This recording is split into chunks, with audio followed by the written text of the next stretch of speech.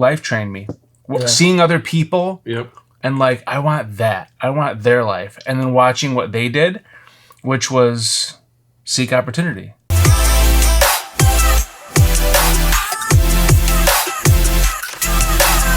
Hi, I'm John Timmerman, and I once did a backflip with my pants around my ankles, and it did not go well. I'm Rob Schauger, and there is nothing worse than a shark during a workout on a hot, humid day. And I'm El Kutri, and I wish I was a little bit taller.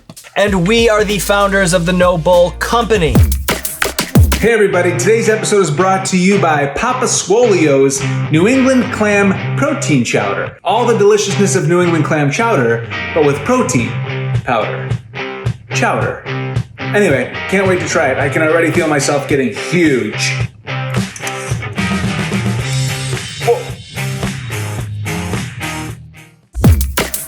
What's up, Buzz Nation? Welcome to I'm a Little Buzz, the show where we bring a ridiculous amount of life to business, all while sharing a glass of whatever makes us happy and sharing thoughts about what gets us buzzed. Fellas, cheers. What's getting you buzzed? Must be good. He's thinking. I wrote it in the notes. Oh. Oh, I forgot what I wrote. Well, bold rabbits are getting you buzzed. Yes! Thank you. Which I am dying to hear about because I have no idea what this is. Or literally bold like rabbit, one that steals the shit out of your garden and just stares you down while you're like trying to shoot away. Sort of, yeah. I've got a ton of rabbits at my house for whatever reason. Then one was sitting right by my car, like right by the driver's seat, like laying right out. In your car? No, I'm not in my car. Oh, you said driver's seat. One was driving my car, and I was like, what the fuck? I left my door open, and it just was like, damn it. In. No, it was laying flat underneath the car. Oh, yeah. And so I was, oh, shit, I saw it. Really? Did it run? It didn't move. It just went. Was it alive? Oh, it was alive. It just went like this. Looked at me. Like, I can just picture. I'm not moving. There's a specific cat meme that I'm thinking about where it's like laying out on its side and like somebody walks by and it just goes. Yeah, that. It was and exactly that. And then it like looks away and then it lays back down. I mean, I was like this close. Like if I bent down and I feel like that rabbit wasn't doing well. No, the rabbit was just fine. Although maybe it wasn't doing well because then I was like, like go, because I was annoyed. And it kind of like, it didn't move like a rabbit. Yeah, it moved like. Doesn't sound good. Maybe it was rabbit. Maybe it was a rabid rabbit. Yeah. No, I'm all done with rabid animals for the year. I started the year out with a rabid bat in my house, and that's the end of that. Yeah, automatically animals are not rabid anymore for you. I just don't like nature. Rob, what's getting you buzzed? Well, I don't know if I can top that. I tried with a good cigar this week, and that was the best I could come up with. Tried? Well, I tried to, be as good as I'm Al's like, how did situation you with a rabbit, fail at the good cigar? No, I had a good cigar. Oh, good. Is that allowed on it's not in the hard? it's not in the naughty list. No, just no alcohol. Oh, wow. Okay. Jonathan? DIY projects that I never have time for. So like I'm so buzzed about like different projects that I want to do. Like we just put up the pergola that Lindsay and I got married underneath. We brought it back home and put it up, and I put one coat of stain on it. Yeah. Now I figured out it's the wrong width, so we got to do new boards on the top to like make it fit our patio. It's good looking. Yeah, did you see it? Well, you walked by it. I went out there I went out to pee, and I was like, oh wow, look at that. That's new. We don't have a bathroom. It's actually just in my backyard. It works. But bugs are bad, but it works. Yeah. Yeah, it looks real good. Yeah, it looks great. Thank you. It just needs to be a little bit longer. So like that, I got a screen door over there that you guys have probably seen walking in. That needs to go on the outside. Like shit, I just don't have time for it. Soon though, I'm still jacked up about them. I'm excited about them. You love that shit. You're a natural builder. I am desperately trying to find a way to balance all the business obligations that I have with DIY projects. Yeah, it's not going well. How was camp? Camp's great though. That's one of the reasons why I also don't have time. Is because we're always going to camp. So, I mean, that is... You need a rainy weekend. Yeah. Well, we still go to camp anyways. On rainy weekends. What do you do out there when it rains? Drink. Have fire. Well, not anymore. It's 100 degrees. So even when right. it rains. But just hang out with the family. Sing in the rain? Camp songs. Not campfire songs, because you can't have a campfire outside in the rain. Right. But so you just sing campfire songs inside. No campfire. Around a small Bed Bath & Beyond candle. Yeah. It's actually a fake one. You just switch the switch on and it just flickers. It's got the little thing. Yeah. It's tiny. My love. Oh, I love it. Okay. On that note. Anyways. Yes. Hey Buzz Nation, are you a Gary Vaynerchuk fan? How about David Meltzer? How about Shay Rowbottom, Constance Schwartz-Marini, and more? That's right, NoBull 2020 2.0 is coming up April 8th, 2021. Do you want a free ticket? I know how you can get one. Head over to empathywines.com and buy any 12 bottles of delicious Empathy, rosé, white, the red, and use the code NoBull2020 at checkout, and you will get a free $250 front section seating ticket to watch Gary, to watch Shay, and to watch all the amazing speakers April 8th. Head over to NoBull2020.com for more info, and we'll see you there.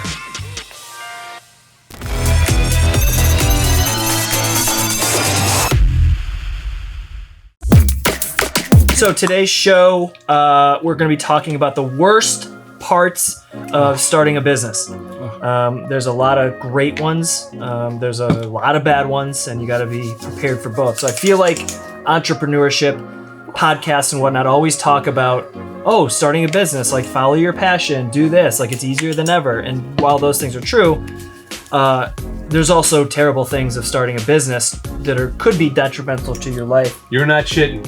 Not shitting. Not right now. Finances, everything. There's a whole load of shit that we're going to cover. About that. We're talking about that. But now is the time, before we get started, that we cheers to life, love, lots of laughter, and preaching kindness, love, and good vibes, but also yelling. Nice turn signal, face.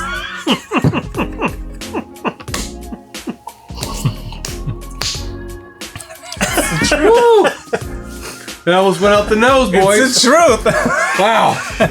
All right, I don't know if this is going to make it in the video or not, but I have to describe our cheers. So our cheers started as just a way to tie in the I'm a little buzzed with, we don't always drink alcohol. Rob's not drinking alcohol. He's doing 75 hard. Sometimes we drink coffee. Yeah. But it's more about like what we're getting buzzed about.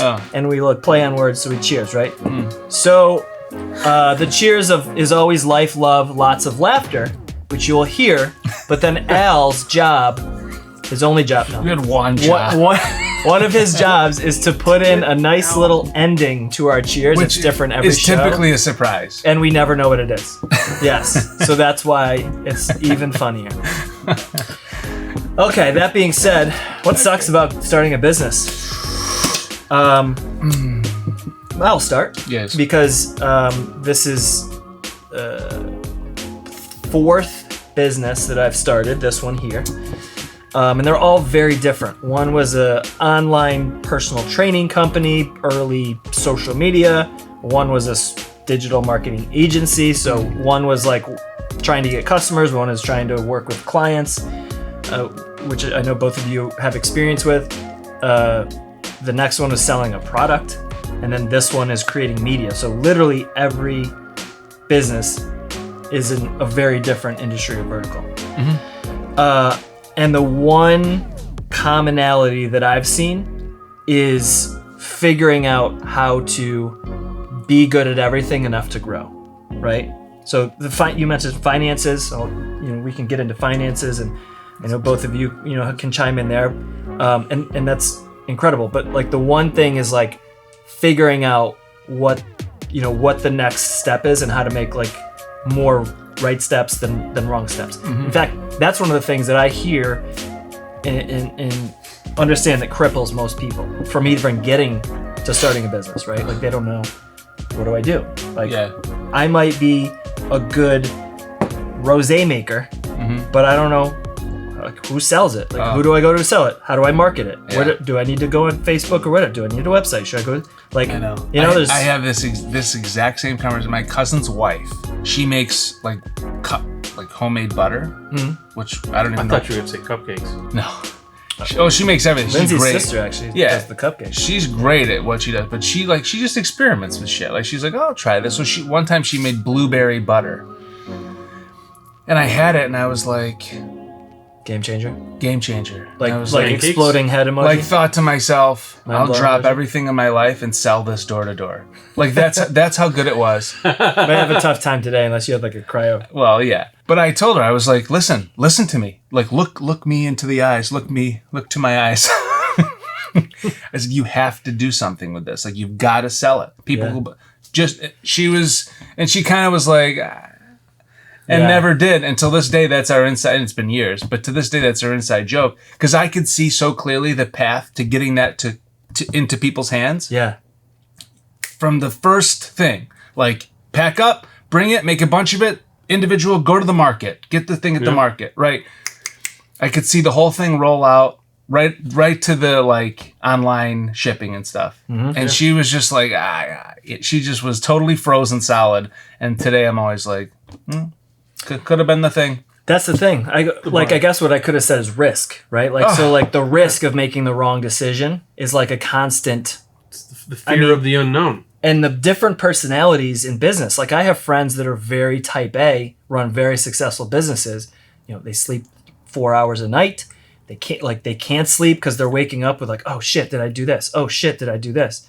Like a really good friend of mine's father owned a very successful company in the automotive space, sort of trucking, you know, and he had a great business running. One day, woke up like, oh shit, like I think I'm gonna go broke. Like I don't know if I have enough money to, you know, and he basically had a panic attack. All of this built up to the fact he had 80 grand in the bank. Like it was fine. It's stressful though. But the stress just built up so much that he woke up one day. I don't know. He literally woke up, but at some point he like clicked and he's like, oh my God. And he freaked out. Yeah. Basically to the point where after that panic attack, he sold the business and retired. Like just couldn't. That's too much. Just the stressful decisions you constantly have to make. Am I making the right move? Am I not? How do I do this? And that's just the fear of when you already did it. But then there's the whole thing of the fear before you even start. Like the fear of actually taking step one, knowing, which I don't particularly understand that. That's a whole psychological thing. But like you're saying, you're risk adverse pretty good, so that you're like, let's do it. Completely. If it makes sense, says yes. Yeah, if it makes sense, and it's like, like the product is good or the service is good, like let's do it. And if it goes up in flames, it goes up in flames. Yeah, it doesn't hurt my, like I don't worry about that. But other people, it cripples them. Yeah. Like the idea that it will fail cripples them. They'd rather not even try it than try it and let it just go, I think it's even to the point where some people don't think about it. Like your friend, cousin's wife, won't even go there mentally because it's like overwhelming. Well, yeah, right? I mean, it's just would have never popped into her mind. Like she's got kids. She's starting a business? Like a mom. You mean? Yeah, the ultimate mom she is. Like the ultimate everything. Housewife, mom, amazing at all things. But, and she was in the business world for a long time. But I don't think she ever even looked at her product that she was just like experimenting with and thought, I could do something with this. Is going to be good. Yeah. And immediately I thought of it. I was like, this butter must be sold. Yeah. But she never would have even thought of that. Where do you think that comes from? You think that's DNA? Do you think that's you've been in business for yourself for so long that you're constantly looking at that? I don't know. I really think it is. I think it's like, nature versus nurture kind of thing where I think I've been trained over the years to seek opportunity out of survival. Yeah. Based on what I want in life. And who trained you? That I don't know. I think I trained myself, honestly. Life trained me. Yeah. Seeing other people and like, I want that. I want their life. And then watching what they did, which was seek opportunity. What do you think? Because you were in I don't business, know the answer fully, though. You for yourself, too, but you also, you went back to the corporate world, so to speak. Do you have that? Did you have that? Or is that do you think it's more of a DNA thing? I do not think it's a DNA thing. My mom says to me all the time, she's like, I don't know where the hell you got it from. You you guys know, we've talked about on the show before, Dad worked in, 40 years in the same place. Stepfather's, pretty close to same industry. Mom, same type of thing. My brother, same type of thing. And yeah, where'd you come from? I don't know, I went into corporate and saw an opportunity while I was at that job and started a business that they didn't really like, but I was like, hey, the opportunity's here and you're not doing it. So I'm going to. Yeah. Business number 1. Business number 2, I leave that and I go and I start my own company. While I'm doing that, we move locations. And I'm like, well, shit, we've got an office space here. How do we maximize the office space? So I'm like, oh, well, we're going to start a little garden shop. We're busy Route 49 in Marcy. I mean, we got the traffic going by here. How could we fail? Mm-hmm. Well, I freaking failed miserably just because you've got the right location. Yeah. It just became a huge freaking hassle. Mm-hmm. But did a bunch of work, but didn't do enough work. That was one of the shitty things about doing that. Mm-hmm. Multiple multi-level marketing companies because of what I was doing in the circles I was spending time in. Mm-hmm. Yeah. Oh my God, you need to come do this, or oh my gosh, you got to come do this. And everybody's recruiting. So I'm looking at it, and I'm like, oh, and I gave a few of those a shot, and I'm like, not for you. Wasn't for me because for me it was the number of people that you needed, and it wasn't my thing. Like I'm peddling somebody else's where I got a warehouse and inventory, lotions, potions, lipstick, and who the hell knows whatever else. Mm-hmm. Yeah. But where'd it come from then? Where? Do you think it was that first business that I don't know. I think I always wanted to be a part of something bigger than myself. And I'm like, just the thought of going to work for the man for 40 hours a week and being under somebody's thumb and being limited as to what my income potential was going to be. Yeah. I'm like, there's all these opportunities. Who the hell wants to go work and be told you're never going to make any more than this? Yeah. Because there's only so many hours in a week and you can only do this. I'm like, that's such horseshit. I just didn't want to be controlled by that. So we all have to go through seasons. So I've been in business and then I've gone to work for somebody else and then, and back and forth. Yeah. But opportunities present themselves. Yeah. And if you're not aware of what's going on around you, a lot of times you're going to miss that business opportunity to start something like your cousin, It's so intriguing though. It's just and her family the talent there, right? You said she's a mom, so her focus, she was in the corporate world for a long time and really into that, very much and then she just transitioned into being a mom, and that's what I'm saying. Her environment wasn't now she does babysitting and capitalizes with her time with her kids, but babysits other kids and made a little mini close to home daycare type situation. But I just the level of talent. It's how could you possibly not take that to the next level? Yeah. I can't even fathom. I think but all of us can now agree it isn't DNA. Maybe there's certain parts of it, right? If you grew up seeing that, maybe even then it's still not DNA. Yeah, but I know family companies where the kids actually are the opposite because they grew up in it. Either it turned them off, one having nothing to do with it, or they have seen the struggles. Yeah, it's most family businesses won't make it past generation 3. Oh yeah, yeah, true story. They train wreck it. Sense of entitlement, the money, it's all just of these nuts. things. It's super hard to see a lot of these companies today go past. I think it's my opinion is it's the environment at some point in your upbringing. It doesn't have to be the entire environment you grew up in, but if you look at, it's sort of a stereotype, but if you look at immigrants, they have a hunger, now I guess these would be second generation out-hustle immigrants. If their parents or possibly grandparents came over, they out-hustle everybody. They are more likely, this isn't data, this is just from stories, right? But they're more likely to have started a business when they were smaller, selling and when you have nothing newspapers to lose, or you have no money. When you come with nothing, right? Right. Great, go for it. Yep. You also hear of, I don't know, this isn't, I've heard of a lot of very successful companies having military as their leaders, right? Like, so, Oh yeah. you know, can't even name any off the top of my head right now, but like, You mean the Black heads Rifle of that? Coffee and who's Grunt Style Oh, and like, yeah. I'm saying like previous military. Oh, background. Right. Yeah, They came background. out, couldn't find a job, so they started a company. Yeah. And I'm not, by the way, I'm not saying this is like the majority of like military, you come out, but I'm saying something about that mindset for the right, you know, person allows you to go and be like, this is what we're going to do. And we're going to like be perfect in each step and do it. You know, structured and Jocko Willnick, like that. You guys know that guy? Yeah. You know, he's got several different businesses. Yeah. He was I think a Navy SEAL like instructor. It's a personality type for sure. Yeah. Like it is. I don't think you can. Well, what I'm interested in, based on what you're saying, is like, how do you take someone like my cousin's wife or anybody? Take anybody that's got something that you know, like they got it. Mm-hmm. Like there's the pile of gold. How do you actually take that and like force them?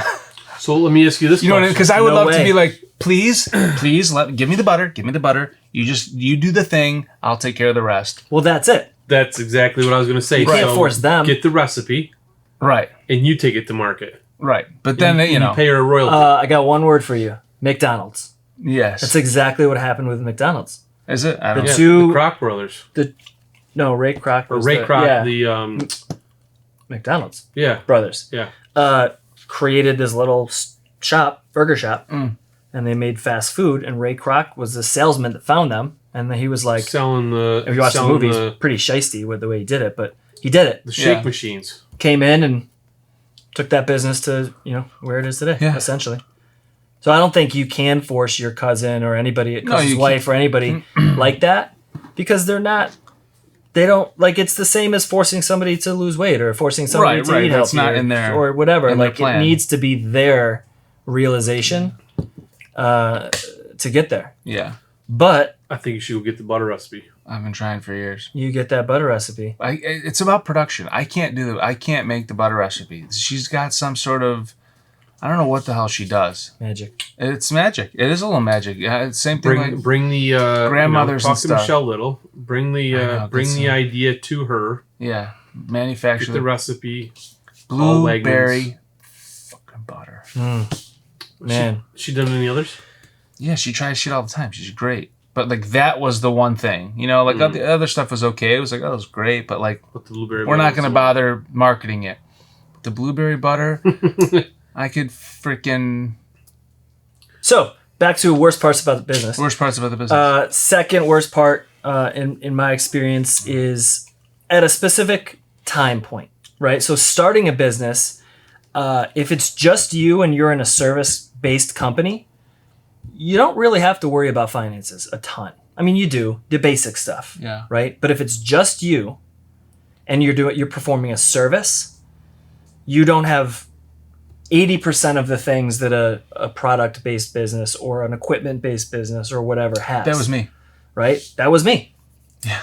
For the first 3 years of our business, I can't say I didn't, like, of course, worried about personal finances here and there, but it wasn't the corporate business anywhere shit. near where we are now, where it's like payroll is the thing. Ugh. Like, that is Thank God I don't have that. single most stressful thing for any small business that's beyond just one person, I would say, right? That doesn't include if you are a product-based business, because then I would say either tied or right below that is now cost of goods, like putting in large orders. And that's where lines of credit and all this stuff comes in. And that's a whole other financial thing. But if you're just a solopreneur that's performing a service, you're a handyman, you're a plumber, you're a musician, you're a one-person consultant in digital marketing or whatever, right? One-person lawyer, like all of these things, obviously schooling costs, but like running the business, you're just selling your time for money, for money. And so if you want to make more money, you go work more. Of course, there's ceilings to that. I'm not saying that, but when you get to more than one person, and it's another. Payroll becomes one of the worst parts about business. Yeah, and scaling, I think, is a big, big thing of I think there's so many of these things fall under the unknown, right? So think about it. It's really why we're doing NoBull 2020 2.0, right? Because people are in dire need of the tactical information that they don't know about. Yeah. So if you look at most entrepreneurs today, right, they've got two things. They've got an idea, the butter, and they've usually got a pretty damn good work ethic. And then they get scared. And then they're like, okay, so where do we go from here? I don't know how to manage the money. I don't know how to market, to sell, to brand, to advertise, to, manage people. I mean, all of those things. They are just struck with fear in any number of those areas. Yeah. And then how to scale. Right. And that's why, like today there's, I don't know if you guys have read the book from Robert Kiyosaki, The Rich Dad Poor Dad. Yeah. Reading it currently. I don't think I've read the whole thing, but so he talks about the cash flow quadrant, right? There's 4 quadrants in there. So at some point in time, we all started out as employees doing something, right? Mm-hmm. And so the next step is to become then self-employed. Mm-hmm. So how do we make that leap to get past the fear of like, what's the worst part of starting a business? Mm-hmm. You go into business for yourself, like you just said, and it's just you. You're the solopreneur and you're doing your thing. And until you like, okay, I can't make any more money. Until you become a business owner. Yeah. And that transition too, I was fittingly enough on a call today with somebody who was referred to me. She's just starting out in her own business, so I agreed to a half hour kind of talking to her about it. Sure. Has a ton of experience in the corporate world in this particular area, sort of consulting more or less. And for a long time, she had her. I don't know how many kids she has, but she became a mom, decided like, I don't want to be traveling all over the world for where she was and being away from my kids so long. So like, I want to back up and more or less like offer my services to some smaller businesses who need it. Sort of like a consultant, but like basically part-time with 2 different companies. Yep. Yeah. And she's like, yeah, I did that for a while. And the beginning of this month, 1st of July, was my last day at the last company. Like I've decided to go out and just actually become a consultant. Yeah. Mm-hmm. So now she's not working for these 2 other companies anymore. Sure. Now she's on her own. And you're talking about like, oh, okay, become a solopreneur or, work for somebody, become a solopreneur. And then like there's these scales on the way up. Well, she never thought she was going to do any of them. They sort of just happened, right? So like when she became a mom, she's like, oh, this is what I want now. And so that was the decision she made. Then she saw that her favorite part was like starting the businesses out. She consults in basically like hiring processes and onboarding and like cultivating HR a team. type stuff? Yeah, but not Compliance. managing, but like bringing people in to help build the company. Mm-hmm. Yeah. It's sort of that. Yep. That's what she facilitates. She realized that that's her favorite part is like bringing them in, but then she didn't want to be there and then keep doing the processes. Right. She wanted to hand those off. Right. Yep. So get it started. Now she's, what's the date today? Like the 20th as we're filming like this. That, yeah. 20 days in of being a solopreneur, she's like, holy shit, I want to grow this company. Yeah. I want it to be bigger. Yeah. Like I think I see all these ideas and opportunities Now, like we were just you talking get a about. taste, man. So now she's Taste like, the forbidden fruit. 20 days ago, I thought I just wanted to kind of work myself and like have my own hours and do all of this. And she's like, no, now I want to like Be a thing. Yeah, I want to like make it a thing. I want to claw and climb and grow it. And she's like, I'm thinking about hiring employees already, like down the road. There. But like she's like going. So this, I don't know. Back to our earlier conversation, I think whether she was exposed to it or that is like a DNA kind of role, she's climbing those quadrants pretty quickly. So what do you see, or what have you heard from her that she feels is the worst part of what she's going through right now? Well, she talked to me about marketing. She doesn't know where to start getting the word out, right? So that that's one. And how to do it efficiently, effectively. Right. Yeah. So finances is a big piece. Marketing. It's tough. Most people think marketing is just like social media and stuff, but like marketing is everything. Marketing is pricing your product. Marketing is Everything. is anything that goes out into the world. Yeah. Product development. Your brand, your logo, part of that everything. is marketing. Your brand is marketing. Your customer service is marketing. Like advertising and marketing are different. So finances, marketing, product development, operations. Like those are the 4 biggest parts of starting a business that, I think most companies are faced with. Your product development, if you're a service, that's not your product, but it's like you being a better saxophone, player. Like that's your product, right? So, our product is being a good marketing company. So we're constantly trying to become better. Mm-hmm. Your product is, being a better leadership coach and like putting that out, right? So even if Jackson Jovi has a product, it's jeans. Mm-hmm. Our product is more of a service, but her biggest weak spot is that marketing piece, figuring out how to position herself, how to tell people like, hey, here's what I can do for you. Yeah. I think one of the biggest struggles for me in the event company was delegating, trust, and perfectionism. Because like with the events that I've done, the level of stress is like it's you don't get a second chance, right? It's either perfect or not perfect. But if it's not perfect, it's like you get one event. Nobody knows. Like it's all behind. Yeah. It's all the shit's going down, but only you know. Like it's your job to make sure that your client has no clue what has transpired. But I can only do like one event a night because I want to be there. Yeah. Like I want to be there and be like, okay, good. Now, granted, you adjust your pricing accordingly so that you don't have to do 2 events a night. Like, like that's part of the deal. Yeah. But I would love if I could scale the business where I could do 2-3 big events a night across different areas, and I got people that are running the show. That's my wall that I run into in terms of scaling the business. Is I want to be at everything all the time from the second we start setting up to the second we leave, and it was tremendously hard. What do you? This is a hypothetical because you'd have to. But what do you think about having like a war room situation, where you have people? You'd have to obviously find people that you trust, like, but just one person for however many events you wanted to do. Mm-hmm. But like you're in the war room. Like I was, I don't know. This popped into my head. Like. With the Situation Room? The Situation Room. Not TM, and we don't own that.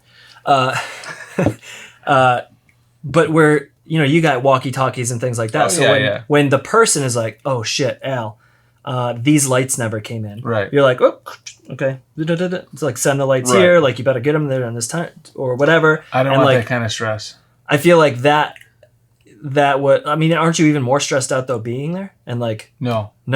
You'd much rather be in the I would much rather because I run around like a chicken with your head cut off. Not even run around like a chicken, but I just want to be, and this is my problem, and this is what prevents me from expanding and growing when I should have grown 2 years ago. I had big momentum, and I should have used the big momentum coming off the mayor's ball, which was 2 or some years ago. I should have used that as a launching pad to like hire people and explode, and I didn't. And I completely was like, I don't want to, Yeah. I had a lot of irons in the fire, and I was like, I really don't want to have to. It's too stressful. I don't trust anybody. That's me. That's a me problem. Yeah. Completely. But I had a lot of momentum, and I blew it. So delegating is the worst part. Delegating to me is the worst part about my business because it's so much about trust and everything. And it's not just my business. It's so much about trust and likability, and even within the NoBull thing. Right? Like, I have gotten very, possessive over, responding to emails and, comments and things. And that's again, a me problem. Mm-hmm. But, I want to finesse the person talking to me in a particular way. And it's like I have trouble trusting other people are going to do that. Because that finesse point literally dictates how that transaction goes and into the future and everything. Would you rather have, this is a question for both of you. Yes. First, do you feel like you are okay delegating once you understand something, or once you feel like somebody's capable is on board? Or do you you prefer it? Yeah, because I've got other things that I want to do, and as long as the team is in place, just in general, I would much rather delegate and leadership business. Get it done. Well, then there's certain things that you can only do, but overall, yeah, I would much rather delegate. Yeah, I would say I was like you. Now I'm more like I need to grow. I need to grow in this area big time. I feel like we talked about this before. We did. Where 100%. like I used to be very like, because we both came up in the one person kind of world. You were too in your landscape companies, but it got to the point where I saw that there was a ceiling with just me, and I desperately, in fact, I failed bringing in other people twice. Yeah. 3 times that I thought was going to like pick up to allow me to go over here. Nope, didn't work. Had to come back. Nope, didn't work. 3 times. Yeah, I mean... And then it happened. So it's... Well, that's the only way to grow, though. Right. Hiring is the only way to grow. You can't... And you've got to grow. So you've got to grow, like you said, right? I have to grow in personally. That's Maxwell calls that the law of the lid. So if you're working in your organization and your lid is a 5, right, on a 1 to 10, and you won't ever raise your lid past that, the best your team's going to do is become a 4. And you've got this person underneath you, and now they're coming up here. You're 5, they're 4, and it's this constantly. Right. And until you get to 7, they can't ever get to a 6. Right.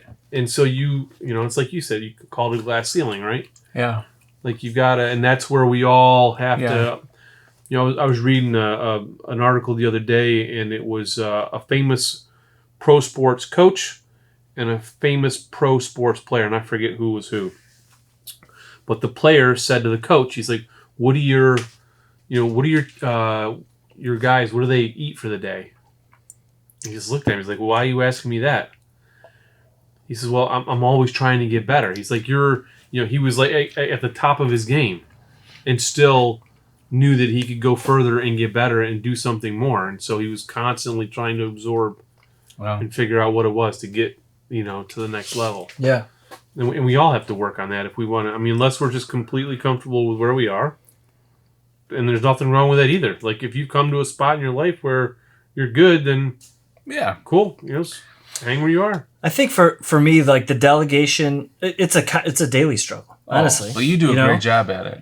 And it's a conscious choice to say, okay, I could go do this thing, and I would feel a little bit better in the moment. It's almost like drug, or it's like a an adrenaline thing, or what's instant gratification, dopamine. Dopamine hit. Yeah. It's like a dopamine hit to the 3 of us. Good thing we don't do trivia anymore. Whew. I know. God, would have not won that how round. stupid.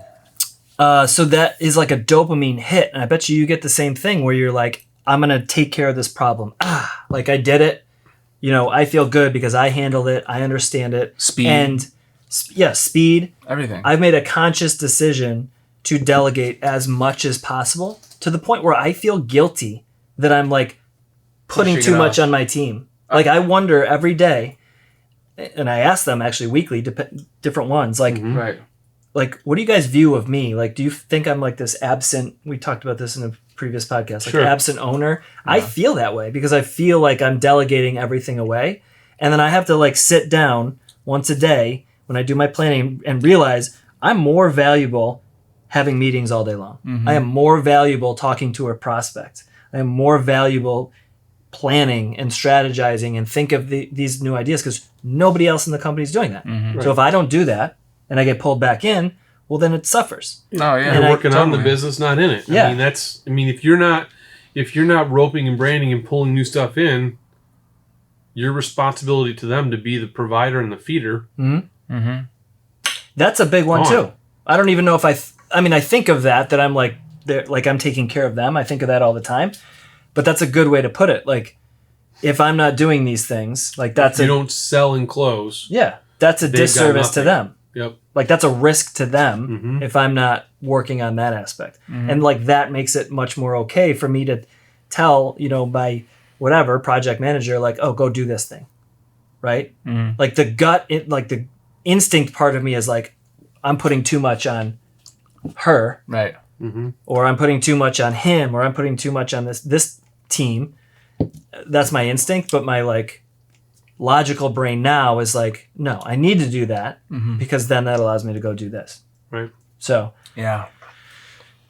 So what did we cover? Worst parts about business so far. Did we cover finance really? Well, sort of. Payroll. Once you get to there, Right. Of course, finance is an issue. Well, it all comes under scale, like the money, the advertising, the branding, the people, like it's the growing pains. Mm-hmm. Yeah. Right. The pain of growth is usually the hardest part of being and starting a business. You know, it's an interesting question that I always wonder is, let's say, whatever, it doesn't matter what the business is, but it's a startup, brand new. Like no one knows about it, but you're damn good at it. Yeah. Or it's a great product. I think the time frame that you have to decide, like, get my product or service into people's hands, like this just happened with my Orkin guy, or my Orkin guy, former Orkin guy. He's like my pest guy, because I don't like bugs or nature or anything. So I hire a contract killer. So anyway, speaking of that, so he started with Orkin. Then he started another company with 2 other guys that failed, the wrong partners, something happened, whatever. So now he's on his own again. And he knows the business. He's very good at what he does. But he came to the house and I was like, what happened here? Because you're not the same. Like, we're buddies. But same service, same product. But I was like, what's going on here? Let me see your, like, did you start a new business? And he kind of told me, CNY doesn't exist anymore. And I thought to myself, like, I wish you would have told me that on the phone instead of just like coming with like a thing on his, there was a lot of problems there and I helped him through it right down to the logo. But my point is the time frame of executing what you're good at or building up a brand that looks like it's official before you execute. I always am like,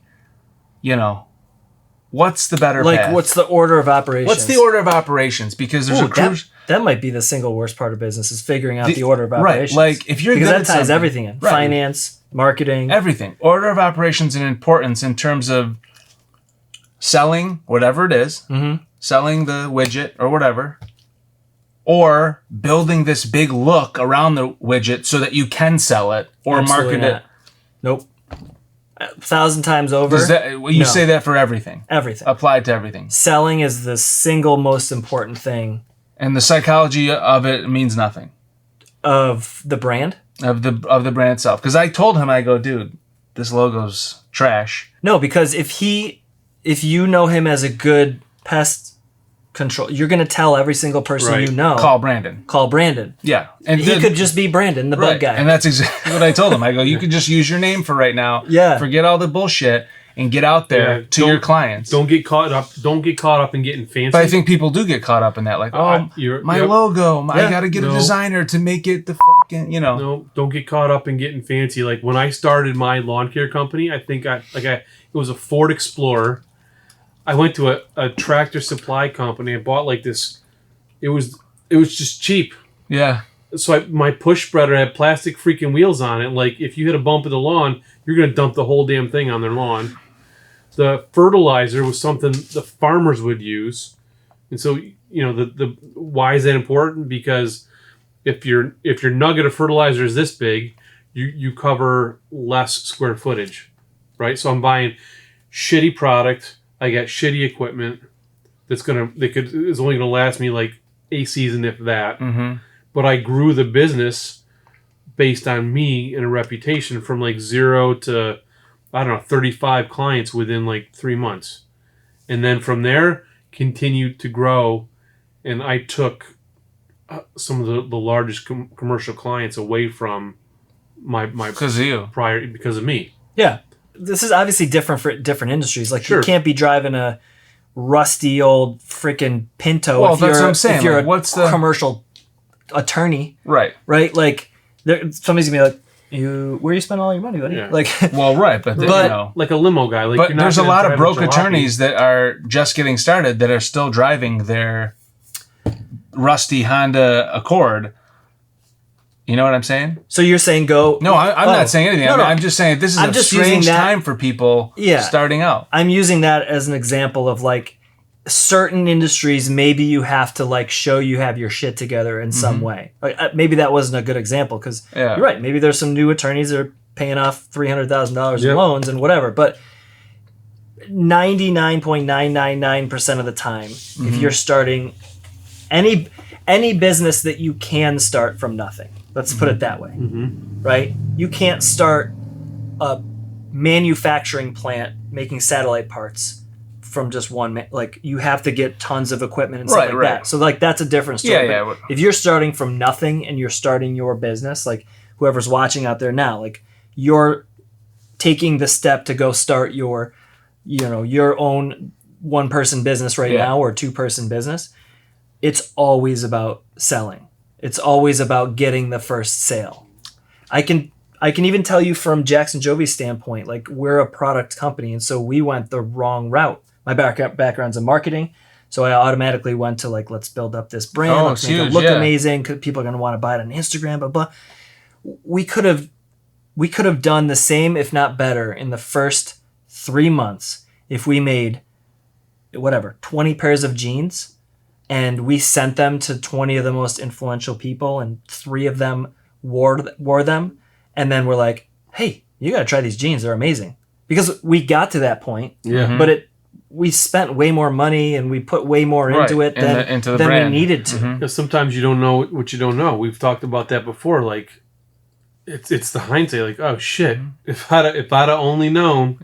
Yeah. But You if know? you don't do that though, then you better like Arel was talking about, you better understand the art of likability and the art of sales. Because if you're gonna really truly bootstrap, or you're gonna really, truly get out there and not have this big elaborate brand, or even somewhat of a developed brand, because there's no money. You're literally starting from nothing. Yeah.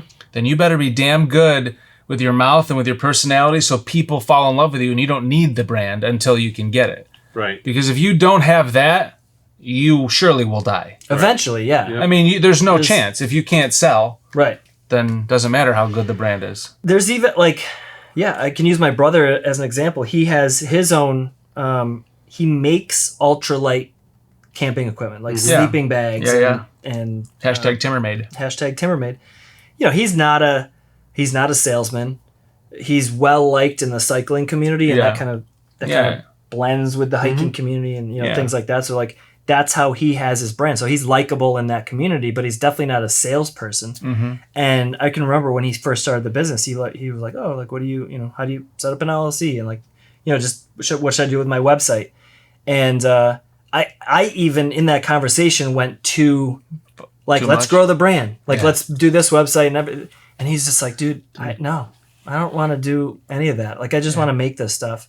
And like he totally started this by accident. Like he made something for one of his buddies, and like then decided to post on Facebook, and then all of a sudden Boom. all of these people are like, I want one. He's got a 2-month wait list right now for making stuff. He makes it like when he wants to. So like it's all about the scalability, And he's the okay order with up. that. That's He's fine the with other that. thing. Like, He's fine with that. He's not feeling like I got to go buy a warehouse and hire 5 people to make. No, he's just All of these, doing like- his thing. Yeah. Yep. He'll always be And successful. there's nothing wrong with that either. I think the worst part about starting a business is whatever you are most uncomfortable doing. Ugh. That's the truth. Like I think that it boils down to that because Because that's the tipping point. Or that you know zero about. what you know nothing about, whatever gets your stress and anxiety going, that's the worst part of business. And finances is like not my strong suit. Like I've gotten really good at like budgeting and stuff because I've had to, Yeah. but it's not something that I'm passionate about. I don't like numbers. I don't give a shit. I Terrible. barely give a shit about money itself.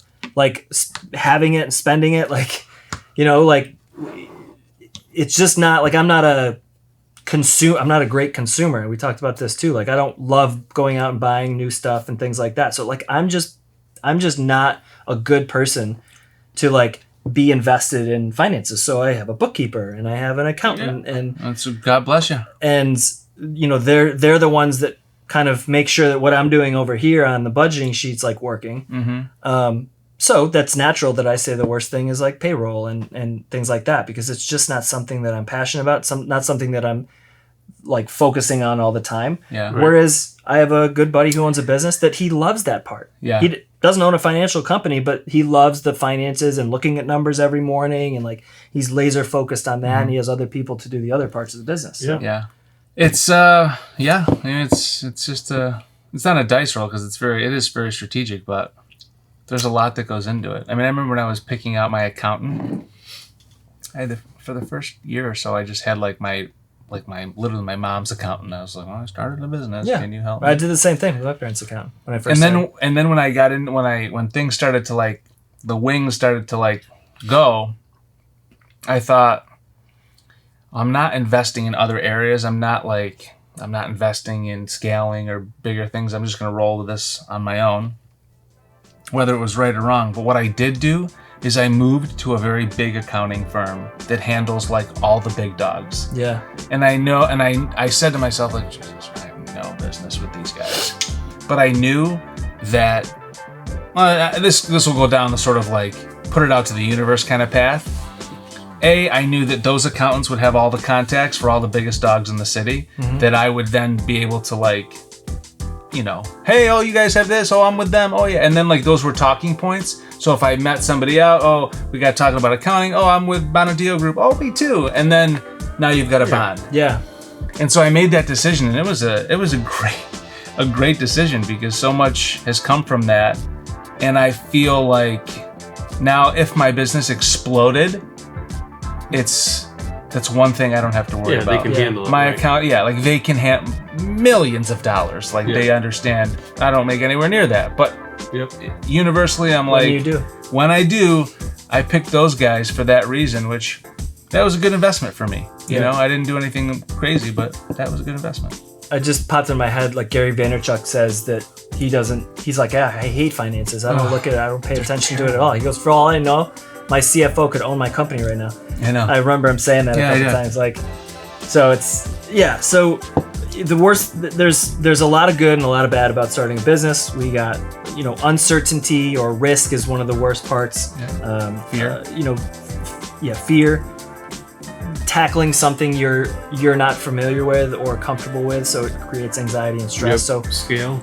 The order of operations while scaling. These are all kind of the things that are the worst parts about running a business. But yeah. But so, it's all good. It's all good. It's all good. All right. Totally worth it. All right, everyone. As always, we're super appreciative for you for watching. If you're watching this on YouTube and Facebook, or listening, if you're listening on any of the wonderful podcasting platforms like Spotify and Apple and Google Play. As always, make sure you tune in Tuesdays and Thursdays, 8:30 p.m. right here, wherever you're watching or listening. Don't forget to subscribe and follow. And cheers, everyone, to life and business. May we all prosper in both.